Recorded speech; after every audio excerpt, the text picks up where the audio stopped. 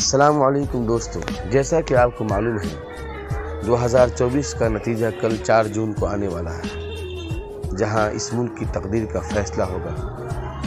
कल किसी की हुकूमत बनेगी तो कोई मायूस नज़र आएगा, जिसकी हुकूमत बनेगी वो अगले 5 साल तक इस मुल्क की तकदीर का फैसला करेगा, यहाँ के मसाइल हल करेगा, वो जो चाहेगा वो करेगा, यहाँ के संविधान के हिसाब से काम करेगा। अगर उसको मुकम्मल बहुमत मिल जाती है, वो जैसे चाहे वैसे यहाँ के फैसले भी लिखेगा। इसी बीच में तमाम कौमें अपने अपने नेताओं की जीत के इंतज़ार में थी, लेकिन बस एक ही कौम